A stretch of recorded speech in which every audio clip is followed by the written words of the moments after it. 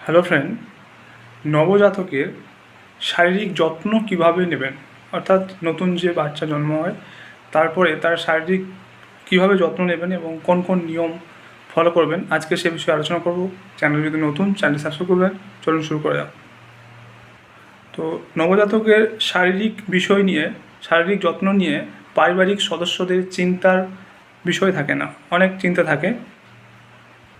অনেকে প্রশ্ন করেন যে বিলিরুবিন কতটা বেশি হলে চিন্তার বিষয় হয়। সব শিশুরই জন্ডিস হবে, তবে সেটি কম বা কারো বেশি। দেখা গেছে 3 থেকে 4 দিনে জন্ডিস বাড়ে, আবার 6 থেকে 7 দিনে কমে। যে সমস্ত শিশুর এর পরেও না কমে তাদের ক্ষেত্রে চিকিৎসকের কাছে যেতে হবে। সাধারণত 15 থেকে 20 দিনেও যদি না কমে তাহলে ফটোলাইট দিয়ে চিকিৎসা করা হয়। এর বেশি হলে অনেক সময় রক্ত পাল্টানোর মতো পরিস্থিতি তৈরি হয়। অনেকেই প্রশ্ন করেন যে নাভির পরিচর্যার ক্ষেত্রে কোন কোন বিষয়ে গুরুত্ব দেওয়া দরকার। নাভি শুষ্ক রাখতে হবে এবং 7 থেকে 14 দিনের মধ্যে শুকিয়ে পড়ে যাবে।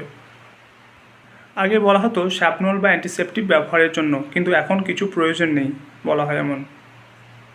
যদি কোনো কারণে নাভির চারিদিকে লাল হয় এবং ফুলে যায় তবেই চিকিৎসকের কাছে যেতে হবে।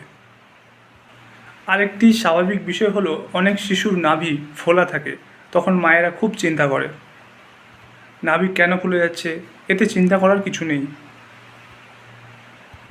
1 বছর বয়স হতে হতে বিষয়টি স্বাভাবিক হয়ে যাবে। যখন হামাগুড়ি দিতে শিখবে তখন ওই ফোলা অংশটি কমে যাবে। অনেকে এও প্রশ্ন করে যে শিশুকে সরিষার তেল দেওয়া কি যুক্তিযুক্ত।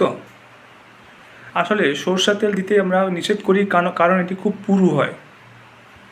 এর জন্য র্যাশ হয়, বাচ্চার শরীরে ময়লা যায়, সংক্রমণ হওয়ার আশঙ্কা থাকে এবং সরিষা তেলের ঝাঁঝ বেশি। আমরা সাধারণত বলি যে সরষের তেল না দেওয়াই ভালো, তার জন্য বেবি অয়েল দেওয়া হয় বা অলিভ অয়েল দেওয়া হয়, সেটাই ভালো। তবে সেটা কিন্তু 1.5 মাসের পরে, তার আগে নয়। তো আজকে জানলেন যে নবজাতকের কিভাবে যত্ন নেবেন এবং কোন কোন ভুল ধারণা আপনাদের আছে, সেগুলো অবশ্যই কাটলো। তো যারা নবজাতকের যত্ন করছেন এভাবেই যত্ন করুন, অবশ্যই খুব ভালো হবে, কোনো প্রবলেম হবে না। তো আজকের ভিডিও এই পর্যন্ত। চ্যানেল যদি নতুন, চ্যানেল সাবস্ক্রাইব করবেন, ভিডিও ভালো লাগলে লাইক করবেন। Thank you for watching.